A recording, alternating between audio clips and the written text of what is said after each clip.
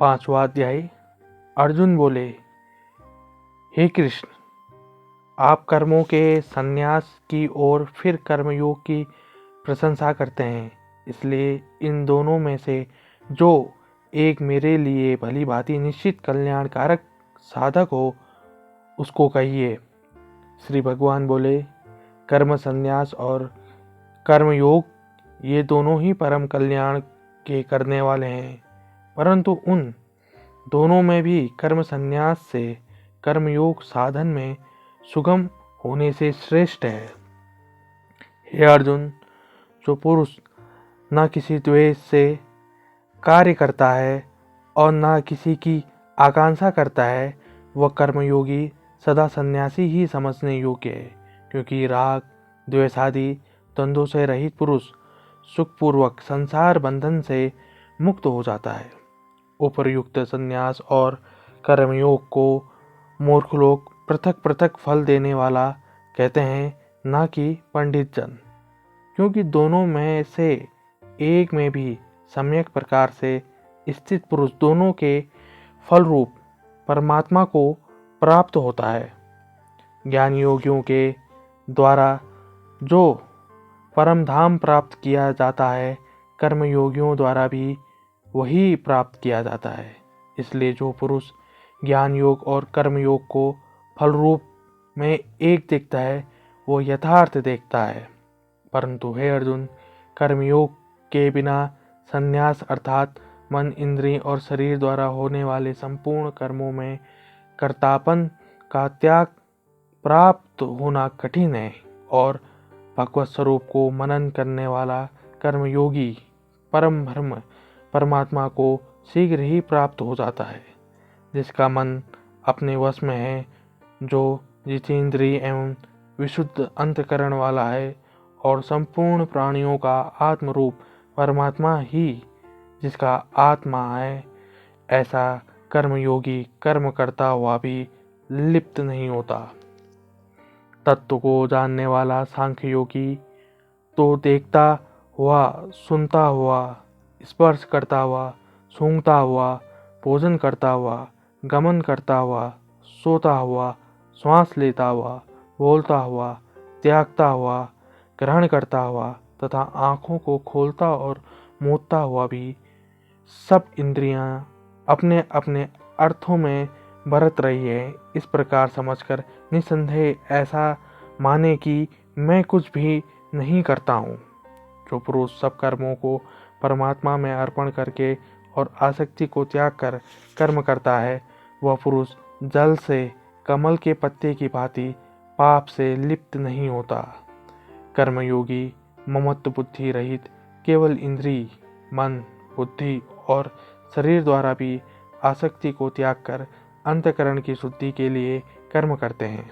कर्मयोगी कर्मों के फल का त्याग करके भगवत प्राप्त रूप शांति को प्राप्त होता है, और सकाम पुरुष कामना की प्रेरणा से फल में आसक्त होकर बधता है। अंतकरण जिसके वश में है, ऐसा सांख्य योगी का आचरण करने वाला पुरुष न करता हुआ और न करवाता हुआ ही नौ द्वारों वाले शरीर रूपी घर में सब कर्मों को मन से त्याग कर आनंद पूर्वक सच्चिदानंद घन परमात्मा के स्वरूप में स्थित रहता है। परमेश्वर मनुष्यों के न तो कर्तापन की, न कर्मों की और न कर्म फल के संयोग की ही रचना करते हैं, किंतु स्वभाव ही बरतता है। सर्वव्यापी परमेश्वर भी न किसी के पाप कर्म को और न किसी के शुभ कार्य को ही ग्रहण करता है, किंतु अज्ञान के द्वारा ज्ञान ढका हुआ है, उसी से सब अज्ञानी मनुष्य मोहित हो रहे हैं। परंतु जिसका वह अज्ञान परमात्मा के तत्व ज्ञान द्वारा नष्ट कर दिया गया है, उनका वह ज्ञान सूर्य के सदृश उस सच्चिदानंद घन परमात्मा को प्रकाशित कर देता है। जिनका मन तद्रूप हो रहा है, जिनकी बुद्धि तद्रूप हो रही है, और सच्चिदानंद घन परमात्मा में ही जिनकी निरंतर एक ही भाव से स्थित है, ऐसे तत्परायण पुरुष ज्ञान के द्वारा पाप रहित होकर अपुनरावृत्ति को अर्थात परम गति को प्राप्त होते हैं।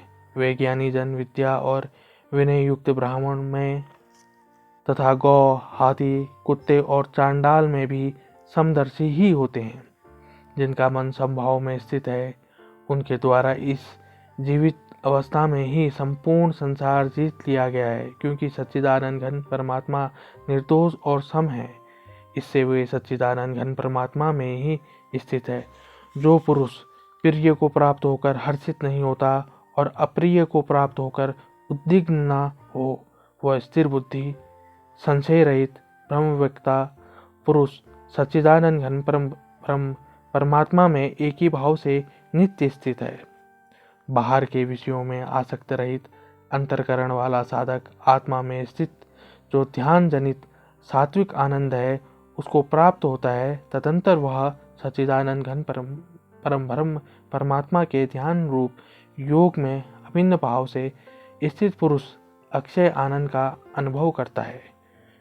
जो ये इंद्रिय तथा विषयों के संयोग से उत्पन्न होने वाले सब भोग हैं, यद्यपि विषयी पुरुषों को सुख रूप भासते हैं, तो भी दुख के ही हेतु हैं और आदि अंत वाले अर्थात अनित्य हैं। इसलिए हे अर्जुन, बुद्धिमान विवेकी पुरुष उनमें नहीं रमता।